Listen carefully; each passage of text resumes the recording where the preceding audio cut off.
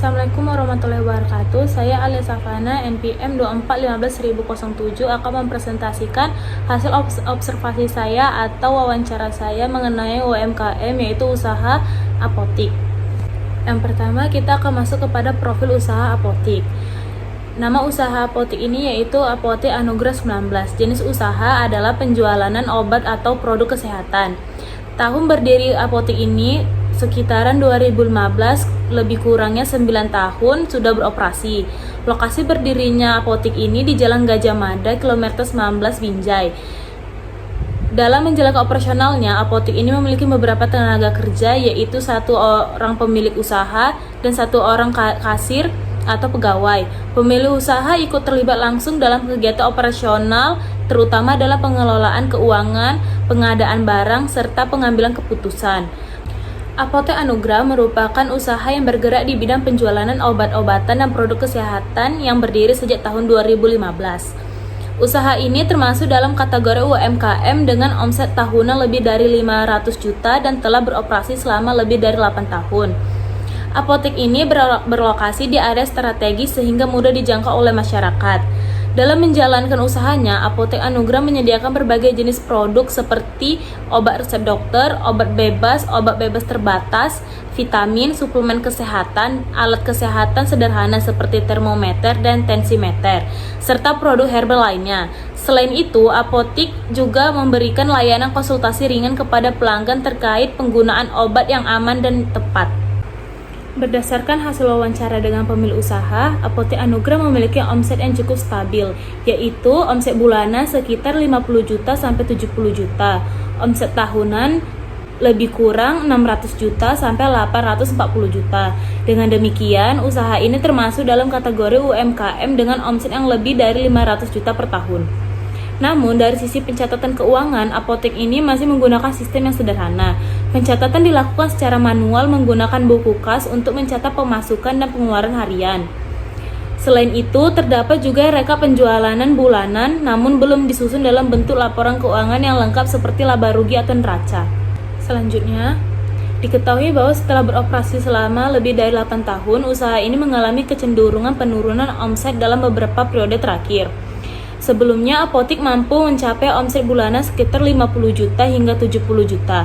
Namun, saat ini mengalami penurunan menjadi sekitaran 45 juta hingga 55 juta per bulannya. Ketika saya mewawancari apotek ini, ternyata memiliki kendala yang membuat penurunan omset. Yang pertama yaitu pencatatan keuangan yang masih sederhana. Pencatatan hanya berupa buku kas masuk dan keluar tanpa adanya laporan keuangan yang lengkap seperti laba rugi atau neraca. Hal ini menyebabkan sulit mengetahui keuntungan secara pasti, kesulitan dalam mengontrol pengeluaran, kurangnya dasar dalam pengambilan keputusan usaha. Yang kedua, pencampuran keuangan pribadi dan usaha. Berdasarkan hasil wawancara, masih terdapat kebiasaan pemilik usaha yang menggunakan uang usaha untuk kebutuhan pribadi. Hal ini menyebabkan ketidakjelasan kondisi keuangan usaha, modal usaha menjadi tidak stabil, dan sulit melakukan evaluasi keuangan. Yang ketiga, pengelolaan stok yang belum optimal. Pengelolaan persediaan masih dilakukan secara manual, sehingga ketidaksesuaian antara stok fisik dan catatan. Kekosongan barang yang sering dicari pelanggan, penumpukan barang yang kurang laku, dan resiko kerugian akibat barang kadaluarsa. Yang keempat, persaingan usaha yang semakin ketat. Seiring berjalannya waktu, jumlah apotek di sekitaran lokasi usaha semakin bertambah. Selain ini, munculnya apotek modern dan penjualan obat secara online juga menjadi tantangan besar. Yang kelima, kurangnya pemanfaatan teknologi. Apotek Anugrah masih belum sepenuhnya memanfaatkan teknologi dalam operasional usahanya, seperti belum memiliki sistem pembukuan digital dan pemasaran masih terbatas. Yang keenam, keterbatasan karyawan yang menyebabkan pelayanan kurang maksimal saat ramai. Yang ketujuh, perubahan perilaku konsumen. Masyarakat saat ini cenderung lebih memilih pembelian online, harga yang lebih murah, dan pelayanan yang cepat dan praktis. Yang terakhir, faktor eksternal. Kondisi ekonomi masyarakat juga mempengaruhi daya beli, terutama untuk produk non-prioritas seperti vitamin atau suplemen. Penurunan omset ini memberikan beberapa dampak terhadap usaha seperti berkurangnya keuntungan usaha, kesulitan dalam mengelola biaya operasional, terhambatnya pengembangan usaha, dan risiko penurunan keberlangsungan usaha dalam jangka panjang. Selanjutnya, pemilik usaha melakukan pemulihan omset yang tidak terjadi secara instan, melainkan melalui beberapa langkah strategis yang mulai menunjukkan hasil dalam beberapa bulan terakhir. Seperti yang pertama, perbaikan sistem penjualan. Pemilik mulai membuka layanan pemesanan melalui media sosial, mencatat produk yang paling sering dibeli pelanggan. Yang kedua, mulai pemasaran sederhana untuk menarik kembali pelanggan. Apotek mulai melakukan promosi sederhana seperti menginformasikan produk melalui WhatsApp pelanggan tetap, memberikan diskon untuk vitamin dan obat tertentu. Yang ketiga, perbaikan pengelolaan stok. Sebelumnya sering terjadi kekosongan barang yang dicari pelanggan. Untuk mengatasi hal ini, pemilik mulai mencatat produk yang paling laku, menambahkan stok barang yang sering dibutuhkan, dan mengurangi pembelian barang yang kurang diminatin. Yang keempat, mulai tertib dalam pencatatan keuangan. Pemilik usaha mulai melakukan pencatatan pemasukan dan pengeluaran setiap hari, memisahkan uang usaha dan uang pribadi, dan membuat rekap penjualan bulanan. Yang kelima, peningkatan pelayanan. Apotek juga meningkatkan kualitas pelayanan seperti melayani pelanggan dengan lebih cepat dan ramah, memberikan penjelasan penggunaan obat, dan menjaga ketersediaan obat penting. Setelah dilakukan berbagai upaya tersebut selama beberapa bulan, terjadi peningkatan omset secara bertahap, yaitu dari 45 juta sampai 55 juta per bulan, meningkat menjadi sekitar 55 juta sampai 65 juta per bulan. Meskipun belum sepenuhnya kembali ke kondisi awal, namun usaha menunjukkan tren positif dan stabil. Sistem pencatatan keuangan pada usaha Apotek Anugrah masih menggunakan pencatatan sederhana seperti buku kas. Sebagian besar transaksi dicatat harian, yaitu penjualan dan pembelian.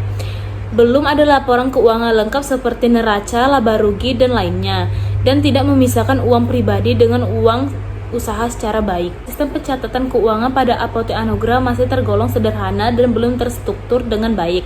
Hal ini menimbulkan beberapa permasalahan sebagai berikut. Yang pertama, pencatatan tidak konsisten. Tidak semua transaksi dicatat secara langsung. Terkadang pencatatan dilakukan di akhir hari atau bahkan tertunda.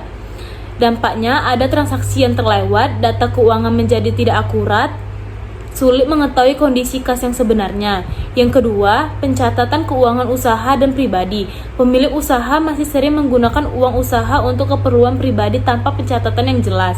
Dampaknya, laba usaha tidak dapat dihitung dengan tepat, modal usaha berkurang tanpa disadarin, dan keuangan usaha menjadi tidak terkontrol.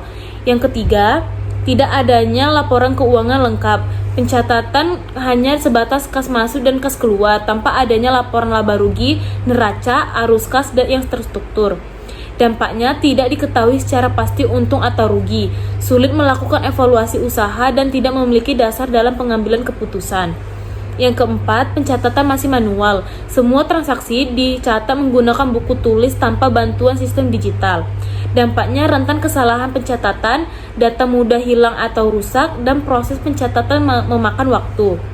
Yang kelima, tidak terintegrasi dengan stok barang. Pencatatan keuangan tidak terhubung dengan pencatatan persediaan. Dampaknya, sulit mengetahui nilai persediaan, tidak bisa menghitung harga pokok penjualan dengan tepat, dan berpotensi terjadi selisih stok. Yang keenam, kurangnya analisis keuangan. Data yang ada belum dimanfaatkan untuk analisis, seperti produk paling laku, produk paling menguntungkan, dan pengeluaran terbesar. Selanjutnya, untuk mengatasi permasalahan tersebut diperlukan beberapa solusi yang dapat diterapkan secara bertahap. Mungkin solusi yang saya berikan yaitu menerapkan pencatatan harian yang disiplin. Setiap transaksi harus langsung dicatat saat terjadi, yaitu dengan menyediakan buku kas khusus, menentukan waktu pencatatan rutin, dan melakukan pengecekan setiap akhir hari. Yang kedua, memisahkan keuangan usaha dan pribadi. Pemilik usaha harus memisahkan secara jelas antara uang usaha dan uang pribadi dengan membuat rekening khusus usaha, menetapkan gaji untuk pegawai, dan mencatat setiap pengambilan ke pribadi. Yang ketiga, menyusun laporan keuangan sederhana, mulai membuat laporan keuangan secara sederhana seperti laba rugi, rekap kas bulanan. Manfaatnya mengetahui keuntungan usaha dan membantu evaluasi usaha. Yang keempat, menggunakan aplikasi pembukuan digital. Mulai beralih dari sistem manual ke sistem digital seperti aplikasi kasir, aplikasi pembukuan UMKM. Manfaatnya, pencatatan lebih cepat dan akurat, data tersimpan dengan aman, dan mudah membuat laporan otomatis. Yang kelima, mengintegrasikan pencatatan dengan stok. Menghubungkan data penjualan dengan data persediaan dengan manfaat stok lebih terkontrol, menghindari kekosongan barang, dan memudahkan perhitungan biaya. Yang keenam, melakukan evaluasi keuangan secara berkala. Pemilik usaha perlu melakukan evaluasi setiap bulan dengan membandingkan pemasukan dan pengeluaran, mengidentifikasikan produk paling laku, dan mengontrol biaya operasional. Demikian paparan yang dapat saya sampaikan mengenai hasil observasi UMKM Apotek Anugerah 19. Mulai dari gambaran usaha, permasalahan yang dihadapi, hingga solusi yang dapat diterapkan khususnya dalam pencatatan keuangan dan pemulihan omset usaha. Dari pembahasan tersebut dapat disimpulkan bahwa pengelolaan keuangan yang baik dan pemanfaatan teknologi merupakan faktor penting dalam mendukung keberlangsungan dan berkembangnya usaha, terutama di tengah persaingan yang semakin ketat. Sekian dari saya. Wassalamualaikum warahmatullahi wabarakatuh.